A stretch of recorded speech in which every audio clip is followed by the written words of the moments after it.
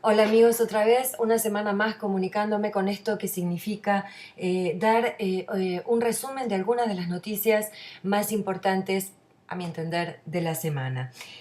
Como siempre quedo con mucho para hablar en cada informe, para mí la deuda es siempre contar lo que en el mundo internacional está pasando.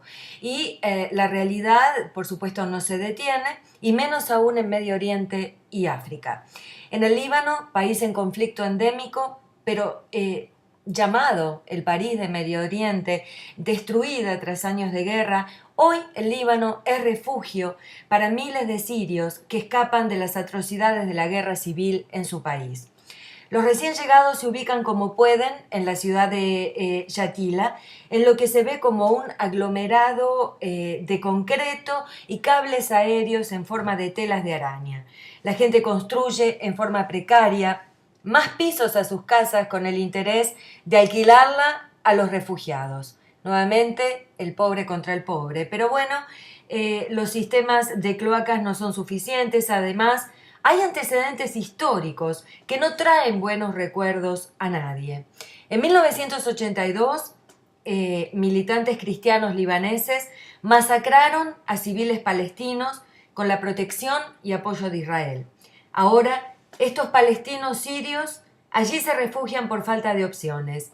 Estos campamentos crecen sin planeamiento en áreas urbanas que no están sanitariamente preparadas para recibir tal cantidad de gente.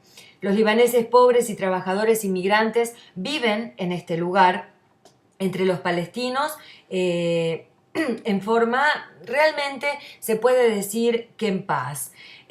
Muchos viven en la pobreza porque, claro, las leyes no le permiten ejercer la profesión para la que se prepararon, pero bueno, parece mentira que aún en el siglo XXI estemos hablando de refugiados. Y como decía en informes anteriores, la gente no se refugia solamente por problemas económicos, sino que lo hace, como en el caso de los sirios, por seguridad.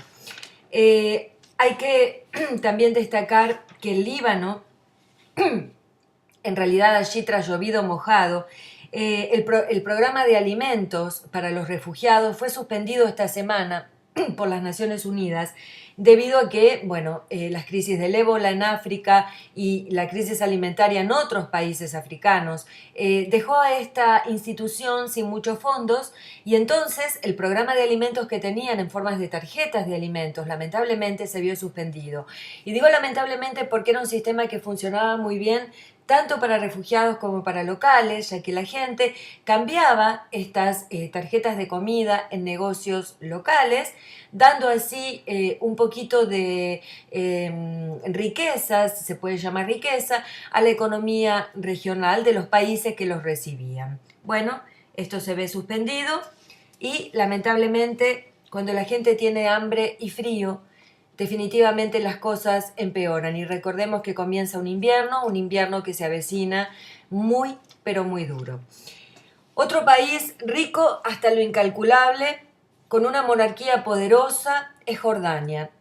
El rey Abdullah II está usando la fuerza de la ley para detener a los que se muestran favorables al grupo terrorista islámico ISIS. Jordania se unió a la coalición internacional y Estados Unidos pone presión en el país para que éste detenga el ataque de ISIS a las fronteras de Israel. Mientras tanto, en un país amado por la gente, aquí en la ciudad donde vivo, Montreal, me tocó conversar con un taxista jordano, gente culta que ama su país y lo califica justamente así como un país rico hasta lo inexplicable. Pero claro, lo que pasa en estas monarquías es que las diferencias sociales son enormes y los contrastes entre ricos y pobres también lo son.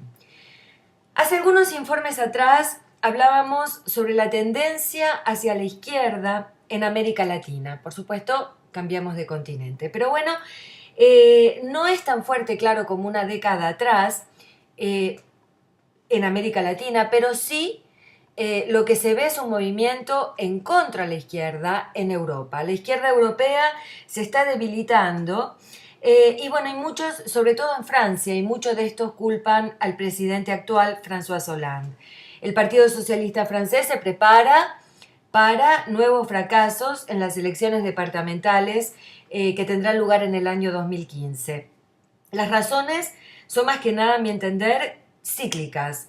Cuando la derecha aprieta el bolsillo de los ciudadanos, entonces es la izquierda que surge. Ahora, cuando la izquierda demuestra que los problemas económicos vuelven a surgir justamente por aplicar políticas demagógicas, entonces la derecha vuelve a poner orden. Como digo, es un problema cíclico. Estos extremos nunca funcionan, como no funcionan ningún ismo, ni el terrorismo, ni el izquierdismo, ni el derechismo. Me parece que funcionan los países que se encuentran en el centro. Nada más por nombrar algunos, los nórdicos o Alemania, hasta que América Latina y algunos países emergentes europeos no comprendan esto, bueno, los ciclos endémicos y que no benefician a nadie continuarán. Y las protestas volvieron a Egipto porque la gente se cansa y sobre todo los estudiantes, luego de que la Corte de Justicia retiró los cargos criminales que se imponían contra el expresidente Hosni Mubarak. El exdictador fue exonerado del asesinato de 846 personas en una manifestación en lo que se dio en llamar Primavera Árabe, justamente en la primavera del año 2011. Ahora, Mubarak, de 86 años, queda libre de cargo no solo de asesinatos, sino de miles de casos de corrupción. Los estudiantes consideran este fallo como una vergüenza para el Estado egipcio y la justicia. Mientras tanto, otros tantos manifestaban su algarabía en apoyo al exdictador. En fin, nuevamente un país dividido, propio del legado de los tiranos que dividen para justamente seguir reinando y para perpetuarse en el poder, si no es en su persona, en la persona de aquellos que los rodearon durante tantos años. Es un tejido elaborado durante décadas, muy, muy, muy difícil de romper. Y en Norteamérica, bueno, precisamente en las ciudades de Ferguson y Nueva York, los disturbios en apoyo a la justicia de los habitantes afroamericanos continúa. Y las raíces del racismo y el segregacionismo salen a la luz nuevamente en estos días. Parece mentira que terminando el año 2014, sobre todo Estados Unidos siga hablando de diferencias humanas ante la ley. Quiero decir que creo que todos somos diferentes. Ninguno de nosotros somos iguales. Y en esto reside la belleza de la raza humana. Y por supuesto su riqueza. Partir de la base de que todos somos iguales es una falacia. No, no lo somos. Solamente somos iguales ante la ley, o deberíamos serlo ante la ley y ante las oportunidades educativas. Esa es, por supuesto, mi humilde reflexión o mi humilde opinión. Pero en la diferencia está el beneficio. Si el mundo hubiera entendido este principio elemental, se hubieran evitado muchas atrocidades. Pero si bien el racismo es un error humano, como decía anteriormente, los sismos nunca funcionan, son un lamentable error. Lo que sí funciona en la sociedad americana es la condena pública. El policía blanco que mató a un joven negro en circunstancias dudosas, por llamarlas de alguna manera, renunció. Fue exonerado por la justicia, pero renunció a su cargo, según él, para evitar que continúen los hechos de violencia. Las pasiones que generan tensiones están lejos de terminar y lo que la gente pide, perdón, es que la policía cambie en esto que se dio en llamar brutalidad policial. Los elementos de la fuerza policial deberían estar entrenados para soportar el peligro y actuar bajo presión. No cualquiera puede ser policía, como no cualquiera puede ser ni periodista, ni médico, ni abogado, ni ninguna profesión. Cada una requiere su preparación y la policía se enfrenta a diario a peligros y ante ellos debería responder. En fin, tampoco se explican los 43 asesinatos de los jóvenes en el estado de Guerrero, en Iguala, en México. Esto es absolutamente un tema que es recurrente en este informe, dado que nuevamente se encuentra este drama en las noticias, dado que se pudo dar con o identificar la identidad de uno de los jóvenes. Por supuesto, 42 siguen sin ser identificados. Pero a raíz de esta tragedia y de esta barbarie, la gente comenzó a contar la desaparición de sus familiares, hermanos, esposos, hijos, que desaparecen, y lo que se están encontrando son tumbas comunitarias. Hasta ahora, de los 20.000 muertos que surgen de esta tragedia de los carteles de la droga en México, es la primera vez que la gente comienza a hablar del tema y a salir del miedo. En realidad, dos son los elementos que llevaron a esta situación en México. Como decía, la instalación y la guerra entre carteles de la droga y la corrupción oficial. En medio de este desastre, en los últimos años, como decía, fueron 20.000 las personas que desaparecieron y tantas otras de las cuales no se sabe su paradero. En fin, siempre es peligroso que la gente tome la justicia por su mano, pero en el caso de México las cosas se están yendo de las manos, ya que la gente se cansó, porque claro, la violencia y la corrupción instalada en el sistema hacen que no haya defensa para la población civil.